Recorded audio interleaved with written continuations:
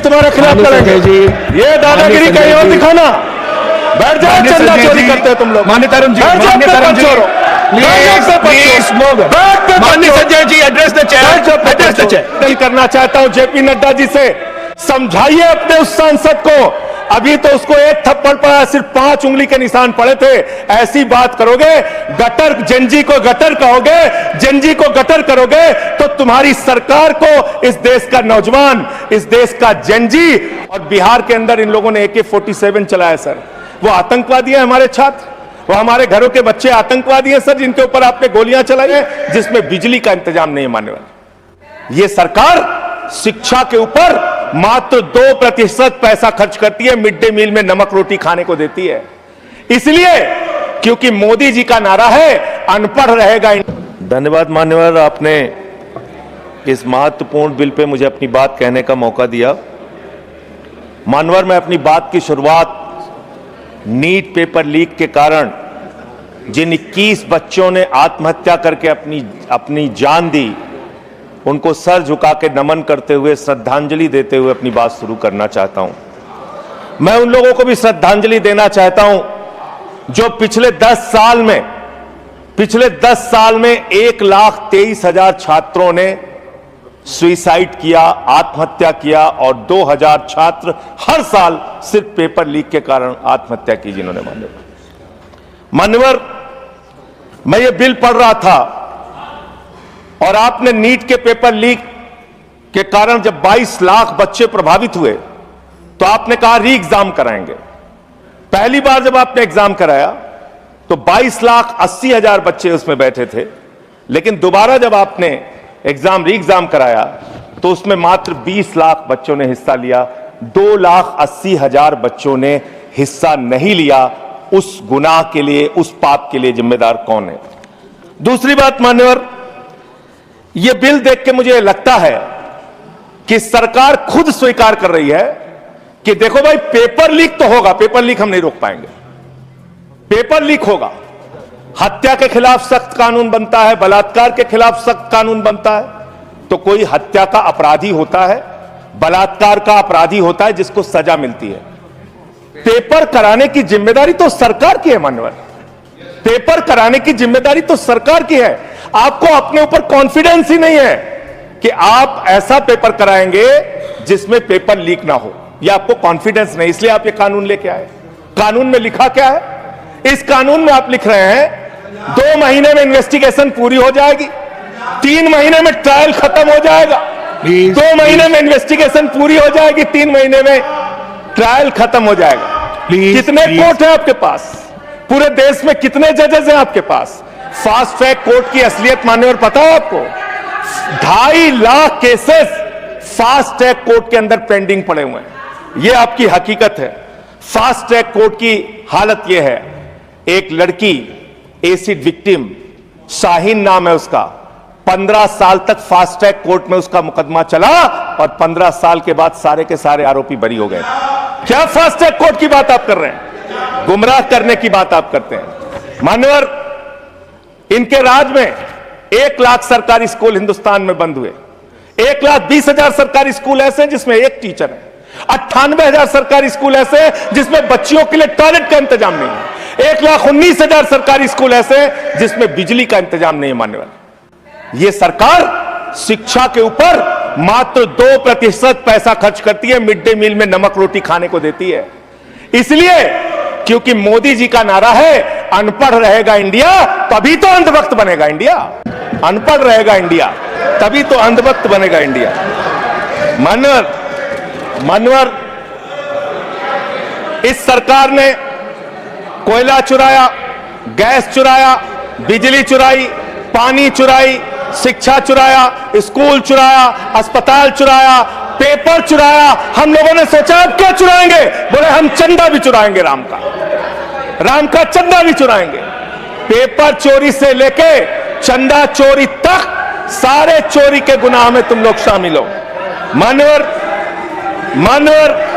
किसान आंदोलन करता है तो खालिस्तानी हो जाता है। किसान आंदोलन करता है तो खालिस्तानी हो जाता है। मुसलमान आंदोलन करता है तो पाकिस्तानी हो जाता है, नौजवान आंदोलन करता है तो चाइनिस्तानी हो जाता है। लेकिन मैं इस सरकार के बारे में कहना चाहता हूं, जो लोग AK-47 चलाते हैं, छात्रों के सर पे लाठियां चलाते हैं, आंसू गैस के गोले छोड़ते हैं, वो सरकार आतंकवादियों जैसा आचरण कर रही है, आतंकवादियों जैसा व्यवहार कर रही है। मैं ये कहना चाहता हूं।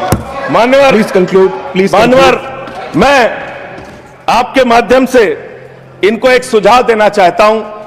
इनकी एक सांसद ने वहां पर गई हुई नौजवान, खत्म कर रहा हूं सर, सबके ऊपर आपने 1-2 मिनट मुझे भी दे दीजिए, टाइम खत्म हो रहा है। बोलिए बोलिए सर, अभी तो 3 मिनट बाकी है सर। बोलिए सर,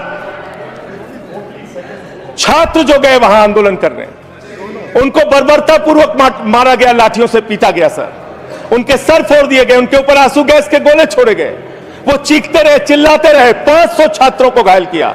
और बिहार के अंदर इन लोगों ने AK-47 चलाया सर। वो आतंकवादी हैं हमारे छात्र, वो हमारे घरों के बच्चे आतंकवादी हैं सर, जिनके ऊपर आपने गोलियां चलाई।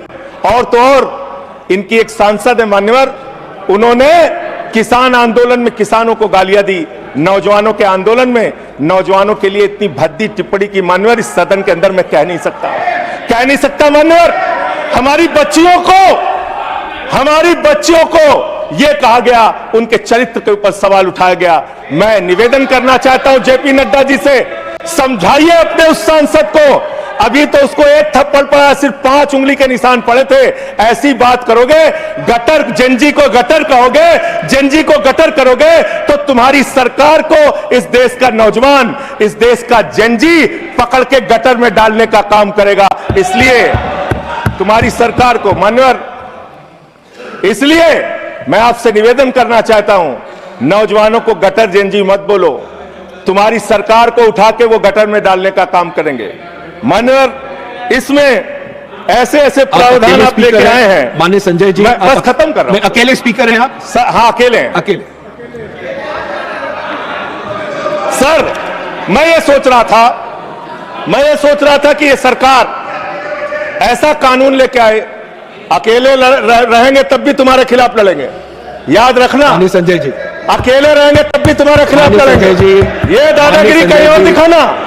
बैठ जाओ, चंदा चोरी करते हो तुम लोग। माननीय तरुण जी, माननीय तरुण जी, माननीय Sanjay ji, address the chair, address the chair, chair को एड्रेस करें, एड्रेस द चेयर। माननीय संजय जी, मैं सीधे कर रहा हूं सर। एड्रेस द, अरे नहीं, एड्रेस द चेयर। माननीय तरुण जी, पेपर चोर, प्लीज सर, मैं सोच रहा था संजय जी, अंतिम में एक बात, माननीय तरुण जी, पेपर चोर, प्लीज अकेला रहूंगा तो रहूंगा तुमसे, किसी गलत फहमी में मत संजय जी, किसी गलत संजय जी, समय जा रहा है आपका, समय जा रहा है। हाँ, खत्म एड्रेस करिए सर, एड्रेस द चेयर। मान्यवर, मैं सोच रहा था कि आखिर ये सरकार ये पेपर चोरों के खिलाफ कार्रवाई क्यों नहीं करती। मुझे ये पता चला मान्यवर, ईडू टेस्ट नाम की एक कंपनी, खत्म कर रहा हूं, ईडू टेस्ट नाम की एक कंपनी जो गुजरात के अंदर ब्लैक लिस्टेड हुई, उससे बिहार में पेपर कराया गया, वहां भी ब्लैक लिस्टेड हुई, उसी से यूपी में पेपर कराया गया, वहां से भी ब्लैक लिस्टेड हुई। तो जो पेपर चोर है वो अहमदाबाद में ब्लैक लिस्ट हुए, बिहार में ब्लैक लिस्ट हुए, यूपी में पेपर चोरी की, क्योंकि उनको पेपर कराने का ठेका इसलिए मिलता है क्योंकि उनका संबंध, खत्म कर रहा हूं सर, 30 सेकंड सर, 30 सेकंड। ओसीडू टेस्ट कंपनी का पेपर चोर का संबंध देश के प्रधानमंत्री और कई राज्यों के मुख्यमंत्री से है। थैंक यू, मुख्यमंत्री से है सर, नो, मुख्यमंत्री से है, उनके फोटो मिल जाएंगे सर, खत्म कर रहा हूं, धमकी मत दिलवाइए सर, प्लीज कंक्लूड करिए। चोर हमको धमकी दे रहे हैं, ये चंदा चोर हमको धमकी दे रहे हैं। Anything unparliamentary will not go on record.